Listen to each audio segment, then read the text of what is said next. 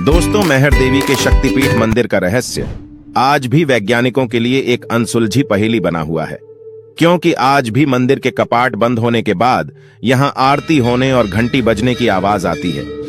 आपने बिल्कुल सही सुना दोस्तों। वैसे तो भारत में ऐसे मंदिरों की कोई कमी नहीं है जिनके साथ कोई ना कोई रहस्य जुड़ा हुआ हो। कहीं भक्ति का रहस्य तो कहीं शक्ति का रहस्य है।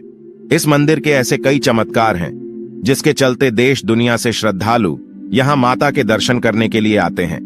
आज हम जिस मंदिर की चर्चा करने जा रहे हैं, यह मंदिर मध्य प्रदेश के सतना जिले के अंतर्गत त्रिकूट पर्वत पर स्थित है। त्रिकूट पर्वत के ऊंची पहाड़ी में विराजमान मां शारदा का यह मंदिर जितना भव्य और सुंदर है, उतना ही रहस्यमयी भी है। मेहर मंदिर के बारे में कुछ रहस्यमयी और अद्भुत रोचक तथ्य आपके सामने प्रस्तुत करने जा रहे हैं। इसके हैरान कर देने वाले रहस्य को अगर आप नहीं जानते तो हमारे साथ वीडियो के अंत तक बने रहिए। दोस्तों, 51 शक्तिपीठों में से एक मां शारदा के इस मंदिर में दिन के समय भक्तों की भारी भीड़ रहती है, लेकिन रात होते ही इस मंदिर के कपाट यानी दरवाजा बंद कर दिए जाते हैं। ऐसा इसलिए क्योंकि सदियों से यहां मां शारदा के परम भक्त उनकी पूजा करने आते हैं। कहा जाता है कि कोई भी व्यक्ति इस मंदिर में रात को रुक नहीं सकता। अगर कोई रुकता है तो उसकी मौत हो जाती है। रात होने पर इस मंदिर के कपाट बंद हो जाने के बाद पुजारी पहाड़ से नीचे चले आते हैं। इसके बाद वहां पर कोई नहीं रह जाता। कहा जाता है कि मंदिर के कपाट बंद हो जाने के बाद अंदर से घंटी और पूजा करने की आवाज आती है। लोगों का कहना है कि मंदिर के बंद हो जाने के बाद शारदा मां के परम भक्त आल्हा और उदल ही सुबह की पहली आरती करते हैं। दोस्तों, जान लेते हैं आल्हा और उदल आखिर कौन थे। आल्हा और उदल दो भाई थे जो कि बुंदेलखंड के महोबा के वीर योद्धा होने के साथ साथ राजा परमार के सेनापति भी थे। राजा परमार के दरबार में जगनिक नाम के एक कवि ने आल्हा खंड नामक एक काव्य रचा है। उसमें आल्हा और उदल दोनों वीरों की गाथा वर्णित है।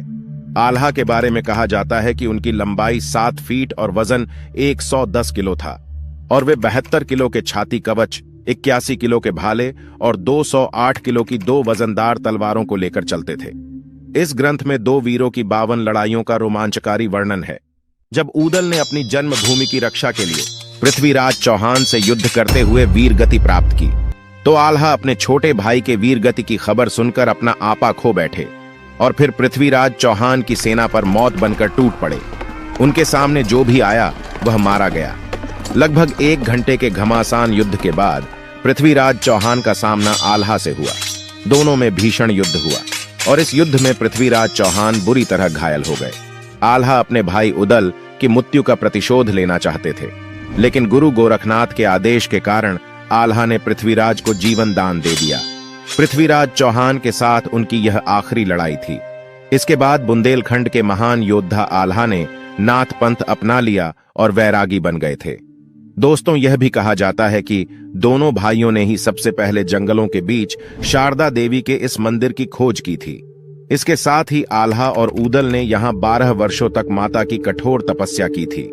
मान्यता यह भी है कि इन दोनों भाइयों ने माता को खुश करने के लिए अपनी जीभ तक अर्पण कर दी थी, जिसे मां शारदा ने उसी पल वापस कर दिया था। मां शारदा ने आल्हा और उदल के भक्ति और वीरता से प्रसन्न होकर अमर होने का वरदान दिया था। आल्हा और उदल मेहर माता के परम भक्त थे और यही कारण है कि वे आज भी इस मंदिर में अदृश्य रूप में आकर माता की पूजा करते हैं। मंदिर परिसर में तमाम ऐतिहासिक महत्व के अवशेष आज भी आल्हा और पृथ्वीराज चौहान की युद्ध की गवाही देते हैं और इसके चारों ओर प्राचीन धरोहरें बिखरी पड़ी हैं। मंदिर के ठीक पीछे आल्हा और उदल के अखाड़े हैं तथा यहाँ पर एक तालाब और भव्य मंदिर है और वहीं पर आल्हा की तलवार उसी की विशाल प्रतिमा के हाथ में थमाई गई है। आपको यह जानकर आश्चर्य होगा कि मां शारदा के आदेश से आल्हा ने अपनी हथियार शारदा मंदिर पर चढ़ाकर नोक टेढ़ी कर दी थी, जिसे आज तक कोई सीधा नहीं कर पाया है। दोस्तों, मेहर मंदिर के महंत बताते हैं कि अभी भी मां का पहला श्रृंगार आल्हा और उदल ही करते हैं और जब ब्रह्म मुहूर्त में शारदा मंदिर के पट खोले जाते हैं तो कुछ न कुछ रहस्यमय अजूबों के दर्शन होते हैं। कभी मंदिर का गर्भगृह प्रकाश से सराबोर रहता है तो कभी मंदिर में सुगंध भरी होती है। इतना ही नहीं, हमेशा मंदिर के गर्भगृह में मां शारदा के ऊपर फूल भी चढ़े होते हैं। इस रहस्य को सुलझाने के लिए वैज्ञानिकों की टीम भी यहां डेरा जमा चुकी है, लेकिन इसके बावजूद मेहर देवी मंदिर का रहस्य अभी भी बरकरार है। दोस्तों, माता के इस मंदिर को मैहर देवी का शक्तिपीठ कहा जाता है, क्योंकि पौराणिक कथा के अनुसार माता सती का हार यहाँ गिरा था।